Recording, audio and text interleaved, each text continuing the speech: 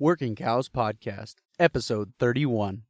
Welcome to the podcast that gives producers a platform to discuss and share paradigm-challenging practices. Practices that have increased the effectiveness of their operation and the joy that their families have received from this lifestyle.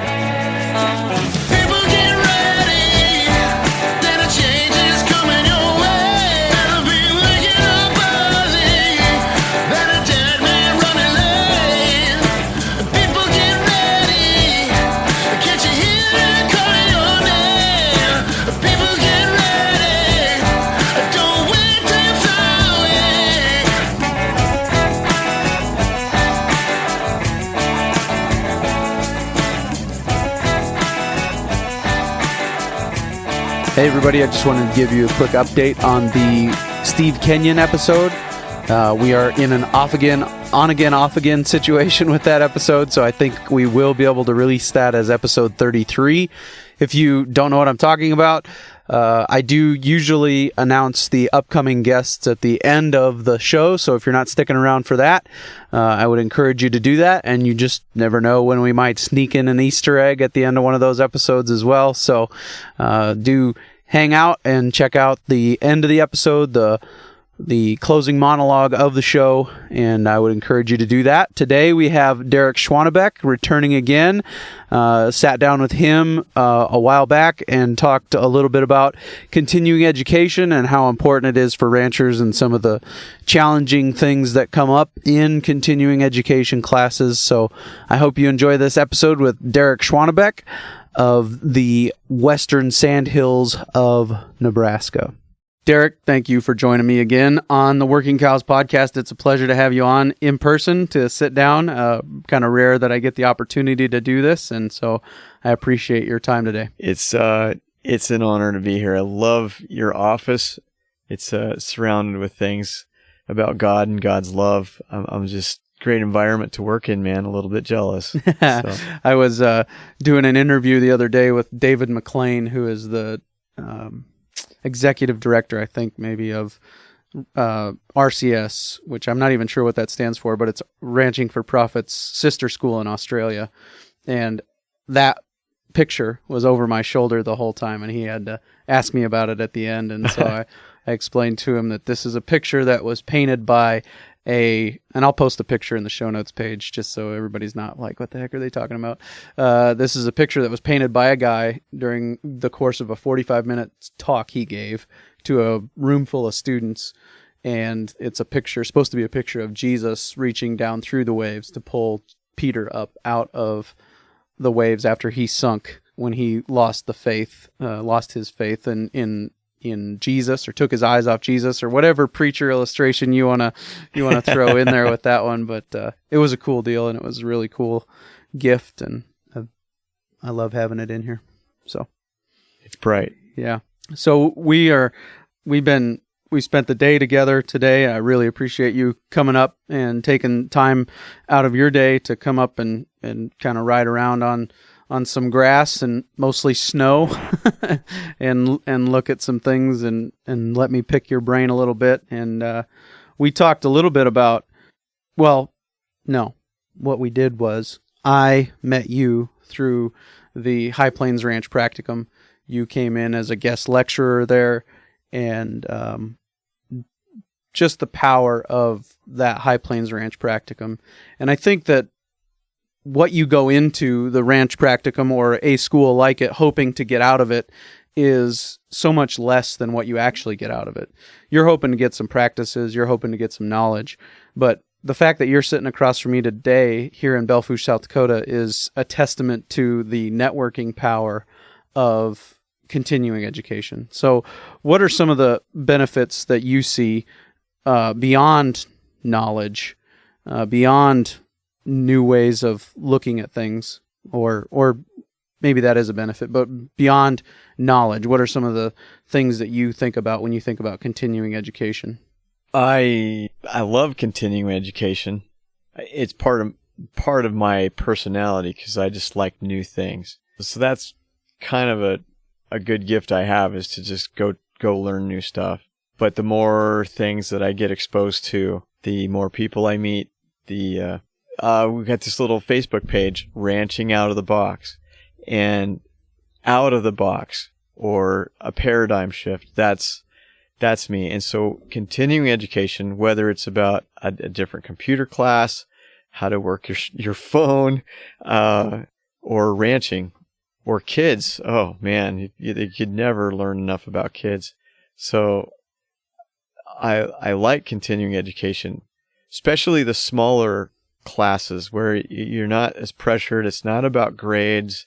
You're there to learn, and you're usually there with other people who are there to learn. And I probably wouldn't be in business. I'd probably have a widget factory job, or hopefully something I enjoyed. But yeah, I wouldn't be able to do some of the things I do if I wasn't exposed to the new ideas. And maybe I'm not the guy who learns in some of the more structured classrooms, the hands-on approach, the let's visit about this for 20 minutes kind of approach. I learn a lot that way. Absolutely.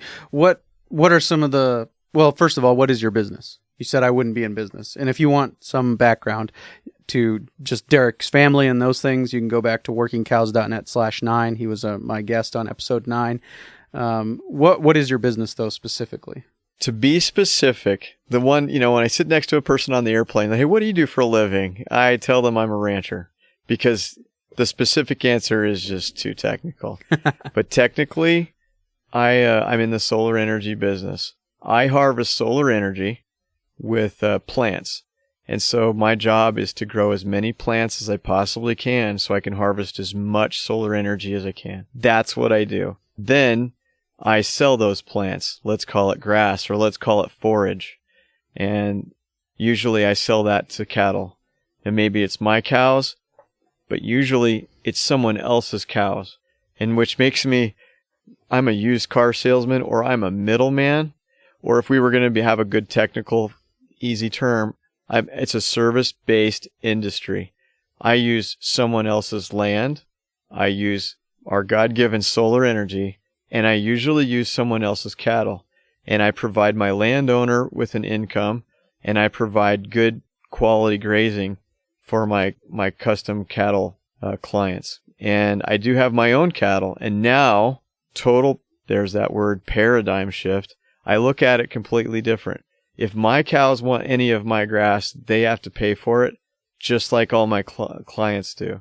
So my cow herd is now one of my clients. It's that's a way of looking at things differently. I'm going to talk about continuing education, and that was pulling enterprises out. Instead of, we have a farm and it's got all these things that we do, so we have a business, and there's a lot of different parts to the business, and which ones make money, which ones don't. And some of it's whether it makes money or not, which ones do we enjoy that make money, and some of these things we don't do anymore because we didn't have the passion for them, and which means we won't succeed over the long term. Without passion, it's a lot easier to burn out on some of those things. Is that kind of what you're talking about? Yes. There's the grind. And some things we need to feel the pain, we need to get through it, and that's great. I mean, that helps us grow. But that's not where we should be forever. We should be attaining a plateau where we can sustain it and go home and see our kids, and because that's where profit is. That's where honoring God is when we're really able to spend time with our families, when the businesses work for us. Yeah. Every time I sit in this office and I do an interview with somebody, I'm reminded of some of the influence that man across the hall has had on me over the last 11 years. And one of the first things he ever told me is, if we fail at home, we fail in ministry. And if I'm not a father first, if I'm a pastor before I'm a father, this ministry will not. Either it won't have credibility, or it won't have lasting success, because things at home will fall apart before I get it off the ground here. And so I think that's a huge part. If you're distracted because of finances or because of pressure, if you're distracted at home and unable to be a father, then that's going to create stress in every other area of your life, and not going to play out well, probably over the long haul. Would you agree with that? Yes. And it's easy to sit here and act like I know it all, but man, I've kicked the dog and yelled at my wife. You really want to know Derek, come work cattle with him. Yep. But at the end of the day, they're still more important. Yes, for sure. Yeah, we all need that T-shirt. I'm sorry for what I said while we were working cows. So you talked about harvesting solar energy with cattle. Is that why your email address is solarcowboy@whatever.com? Is that right? Yes. Solar Cowboy had a friend from my Ranch for Profit executive link group, and he drew a cool little picture. It's a cowboy on top of the sun with spurs. I loved it. It was a 2-second little caricature, but we're trying to rope the sun. That's the thing we're working hard at, and it sounds silly. In fact, my wife just laughs every time someone's like, "So what's your email?" She starts giggling before I can tell them. It's because she thinks it's funny. But the serious part is that's what I'm wrangling. That's what I'm constantly working, is how can we harvest more solar energy? So that's down below the surface on all the microorganisms, all the roots, whatever it takes to grow more leaves of grass and harvest that solar energy, because it's usually there. We can't necessarily control the rain, but the sun's going to be there for so many days a year. Sure. And what role did continuing education play in some of these conclusions that you've come to? Boy, this is always opening my mind to some new ideas. Originally it was, haying. Haying is so expensive, and the equipment, and you could run just more cattle. And unfortunately, this sounds terrible. There's somebody out there putting up hay for much less than I can, and they'll sell it to me for much less. I can buy it if I need hay. And that was one. Grazing more cattle. Or if I put up enough paddocks, I can increase my stocking rate. If you can't get more land, that was huge. Okay, we couldn't get more land. What could we do? We could figure out how to increase our stocking rate by 35%. So if you could make your ranch 35% bigger and not spend any money, and that's what we did. And it made a difference. Well, now we have got more land. We use the same principles. That was big. And the great story, and my wife's not here, but this is straight up.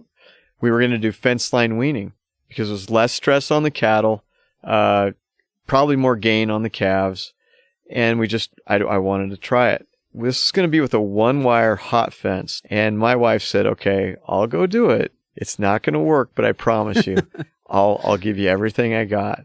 So out on the horses we went. And now I can't tell you, it's been over a decade at least. And there is no other way to wean cattle as far as my wife is concerned. And I could be like, well, it's a different year. We should do the corral, or we should wean on the truck. And he's like, "No, we'll fence line wean. Thank you very much." And the continuing education thing is, when you go somewhere, it's not just reading it in a magazine article. You can hang out with some people who've done it. You hang out with some people who've failed, but you can get some new ideas and digest them at a slower rate. It's more confidence. And so, okay, well, I know these people. I had dinner with them. We really talked. And I want to try fence line weaning. It's not just something I read in Beef Magazine and let's do it. Because when it's your cattle on the line, it can get expensive. So yeah, and I think that goes back to another point about continuing education. In my experience, is that the discussions that you have during that time when they say, "Let's take 20 minutes and discuss this," and the discussions that you have at supper after class is over, are at least as important in my mind as the content of the class itself. Would you agree with that? Yeah, I'd have to ramble on you there. Let's hear it. For Ranching for Profit, if the alumni has the executive link, and I've got quite a few years in there, and that'll be like 5 different businesses. Let's say 5 different ranches. We all come together 3 times a year. And we literally, the job is to mind somebody else's business. And they show up to help me, and I show up to help them. So I'm the business, and I get my 20% of the time to talk to 5 people. But where I get the most benefit is when I spend the other 80% helping other people. I learn things I never would have thought of. I hear their problems, and I come up with problems for them. And then I'm like, hey, well, I could do that at home. helping the other people, discussing with these other people is where I'm there to improve my business. But when I'm helping the other people or discussing it with the other people, that's where the gold is. It's just that networking, and you'd think you could do that at a coffee shop, but it's not quite the same at the coffee shop. Right. Yeah. Well, and generally in the coffee shop in your town, there's going to be a paradigm that isn't going to be challenged, probably. Would you agree with that? Almost always. And so to go to that continuing education place, and probably that is the number one benefit. To me, I'm such a networker. One of my favorite networking illustrations is which Lego piece are you? How many connector points do you have? And so like high networking people will be like that green plate that you put down under everything else, and you connect everything to it. And then low networking people will be, and it's not right or wrong, it's just the way you're designed, the way you're made. The low networking people will just be that 1x2 brick, what's got two places to connect. It's like me and my kids, and that's it. And so, but I just, the networking piece is so valuable. But the paradigm challenge, just that initial burst of the bubble, you're thinking in an old way, or you're thinking, man, one of the things that really blew my mind was Jim Garish said, yeah, in the 70s and 80s, putting up hay made sense because the equipment was affordable and all the labor that went into it made sense. Now, and since then, it continues to make less and less sense because the equipment continues to get more expensive, the labor continues to get more expensive. And so we need, but that's a paradigm. You got to have that bubble burst. And if you can't find someone near you to burst your bubble, going away to a continuing education place might be an important consideration. Is that jive with what you've experienced? I think so. I got a real passion for getting young producers back into our industry. The slide that we have from the old time ag to nobles and serfs, you just can't afford to get into ag. And that's not entirely true. You can, but you better, what we've been doing isn't necessarily what's going to work. There's ways to get it done. And you're still going to have to work just as hard as our grandparents did. But maybe we have to work in a lot different ways. And a lot of it has to do with relationships. You used to be able to go out there with a shovel and just sweat. Now, maybe you got to talk to some people, and that could be a harder thing than just going out there and we're putting in an 18-hour day. Yeah. But I got lost, man. I have no idea what I'm talking about. It's all good. No, I agree though. You were talking about we have to work differently than our grandparents did, and I think the paradigm in that at that time was buy the land, buy the cows, or own the land, own the cows, and build your business that way. I don't know that you can succeed in ranching today if you own both the land and the cows, and the cows are having to pay for themselves and the land at the same time from the beginning. Maybe you can build it a piece at a time over the course of a number of years, but to start out with, I've got this land debt and I've got this cow debt, and these cows have to pay for themselves and the land, and I have to eat. That's going to be a tough one, I think. There's probably somebody doing it. If I was to say it's impossible, somebody's doing it. But there are people doing it. But I think mom and dad are both working in town, and the kids probably hate it because all they ever do when they're free is work on the farm or the ranch. And that's not to be hating on the people who are making it happen, because I know they're putting in real blood, sweat, and tears. Right. But there are easier ways. Yeah.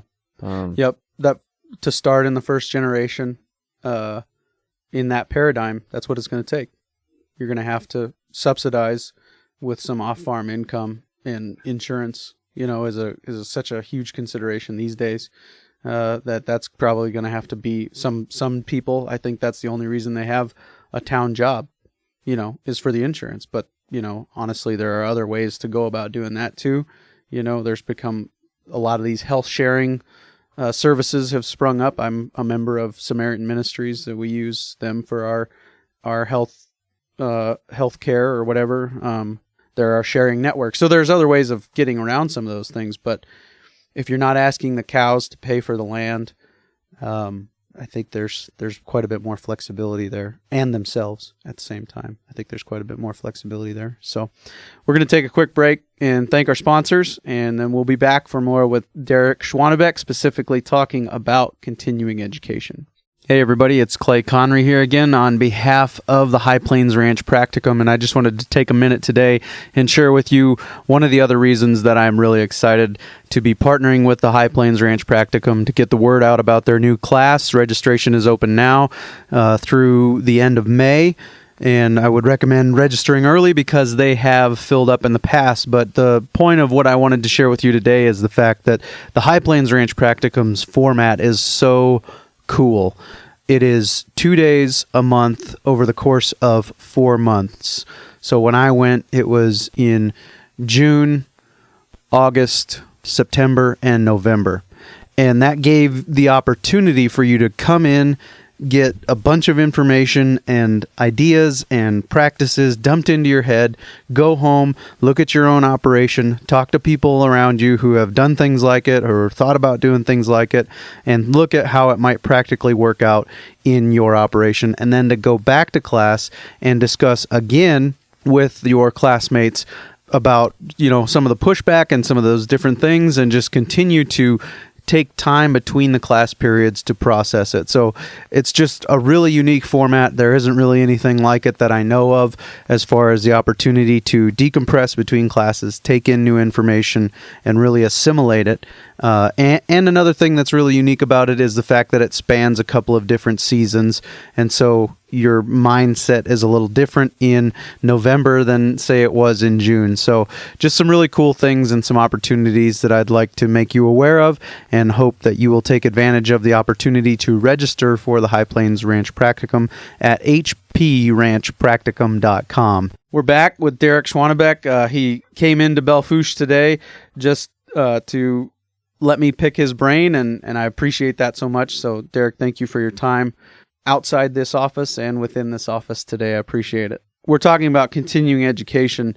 What are some of the benefits that you see in your own life? Examples of things that have changed on your operation as a result of some continuing education paradigms or classes that you have been involved in? I would say one of the most recent was Aaron Berger from UNL Extension did a cost of production. Basically, we did this at Gudmundson and Whitman, and not a lot of people showed up that day, but boy, did the right people show up. And it was cool because we had a lot of folks kind of knew their numbers and knew what was going on.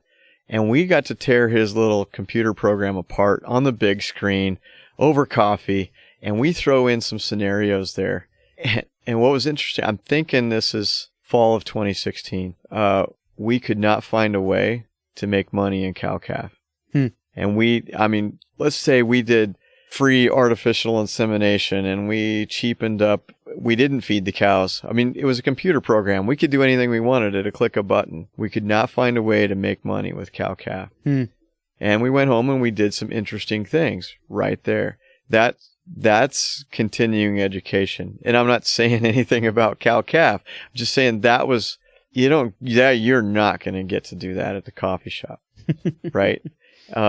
And you've had people on here, or I know of people who are running sheep and making very good margins on sheep. You got to go somewhere to learn about that. It's okay sometimes to go try something, but when thousands of dollars come out of your account and don't go back, maybe it's easier to go learn about it. And where can you learn about it? Where can you get new ideas? And there's a lot of opportunities out there. What specific continuing education courses have you been involved in personally? Ranching for Profit. I took that school 3 times. There's a lot of information in a hurry. But last time I took it, my goal was to pay for it 10 times, to come up with ideas that would pay for that school 10 times. I did that by day 3 out of 5 or 6 days. I had my list. That Bud Williams, he's not with us anymore. And Barnhart was teaching the stock or the marketing school. I learned a lot there. That didn't take very long. It wasn't that far from home. I learned a lot. One of the greatest things I got to be in on, Bud Williams it was like Bud Williams Unplugged. I think we went down to O'Neill or Norfolk or something, and just some open-minded people, and we were asking him questions. Man, that was gold. We've got people like Kurt Pate, Dr. Knopfsinger, people I don't know. Continuing education doesn't have to be a class. Sure. You can go find that old crusty guy in the corner and just start asking him questions, and you'll learn something. Maybe it'll be whatever you do, don't ever do this, but you'll learn something. That was one of the best continuing education I ever had, was go sit next to the old guys at branding and just listen. If they don't give you something, they'll give you a question, and you can go talk to the next guy and get an answer. I have got a lot out of extension, marketing schools, and grazing. Of course, I'm big on grazing and learning. Nicole Masters from New Zealand, her absolute passion for the bugs and the microflora under the soil is an eye-opener, and it expands your brain. You go home and you don't look at things the same again, because now you've opened up a whole new can of worms, man. Don't get it. Man. That was a dad joke. That was bad. That was awesome. Is there value in going away to like another region to go to a continuing education? I think probably maybe the value of staying close to home is obvious, but is there value? Have you been to Ranching for Profit outside of what you would think of as your region? Yes. That's almost like a question that's set up for me, because I went to, my EL was in Montana instead of close where I'd be around. I hung out with people who didn't know what the sandhills were. To be around, well, they're like-minded people, but we're dealing with different things. Their cattle would just totally different. Funny thing is, it's always a people problem. And in the end, most of us are dealing with a lot of the same issues. They're set up different, but yeah, I do. That's hard to say. You've got young people that can't travel, or you can't get that far away from. What if they actually do have that town job and they can't get time away to go somewhere else? That's frustrating, and I hear it. And I've found ways to do that. Or let's say that my wife supported me so much that she helped me find ways to do that. But it is great to get out there. I mean, the things that people from Mexico can teach people, what you can learn from a non-arid region to an arid region. People who high altitude cattle, or people who graze in the timber, BLM folks, and what they think of people who live next to corn stalks. I mean, it's all of it. That really expands your mind. But there's things you can take home and say, wow, I could do that. And for some reason, right in front of your face the whole time was this huge opportunity, and you had to travel, 800 miles from home to go find it out. But yeah, for sure. I got a couple more questions, just basically two. First, have you and your wife gone to some continuing education together? She's not as much of a people person as me, or the worst thing I could do is I always count. And someone, does anyone have any questions? The clock's ticking for me. I count to 5. So I'm the kid at the front of the class, and I'm going to ask the question every single time. So I count to 5. And she knows it. If nobody says anything, she knows that if there's 500 people there and nobody says anything for 5 seconds, Derek's going to stand up and ask a question. And of course, then everyone's going to look at her. And yes, she has gone to some things with me. You know what? She went to Wichita, Kansas with me 2 days after our fourth child was born. Whoa. Yeah. Talk about a dedicated woman. Yeah. And I talked her into it because it's an air-conditioned van and an air-conditioned hotel room, and we didn't have air conditioning at home. But yes, she's been there, and mostly with EL. And, that's what I encourage. Not everybody can do a spouse thing. Sometimes it's really great if they don't ever work together, like, trying to back a trailer or something. Yeah. But I had just one quick story. I had a member of my church told me, he said, this $300 camera that shoots towards the hitch on my pickup was a lot cheaper than a divorce. Yeah, I know. It's great. It's great marriage counseling, or it's great for couples that think they want to get married. The guy that did my premarital counseling called that wall-to-wall counseling. Sorry, I interrupted you. You were talking about your wife going with you. It's true, because for us, her coming along and hearing where these crazy ideas came from are important. As you come home and try and implement, the fence line weaning. Oh, sure, this is crazy. But another really interesting thing is, in the middle of some of these discussions, we're writing down notes. And Lisa will say, I've been telling him this. But when these people who don't work or live with me 24/7 tell me this, all of a sudden I'm listening. And that sounds bad, but it gave her reassurance that, hey, she's not just the woman who doesn't know anything. And yes, we've taken some of those things home and they've worked. And it makes me wish I would have listened to her earlier. But at the same time, finally I did listen to her. And I do love doing things out there and being around other people and learning with her. That's always fun. Sure. When I went through the High Plains Ranch practicum, the first thing my wife and I noticed was that I'm 33 years old. There was only one couple in that room that was younger than us. What do you think the value of young people getting involved in a continuing education program like Ranching for Profit or the High Plains Ranch practicum? What is the value of that?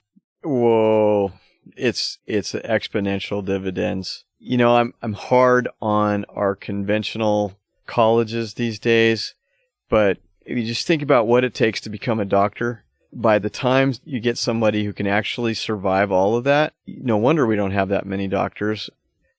Same with teachers and probably a lot of things.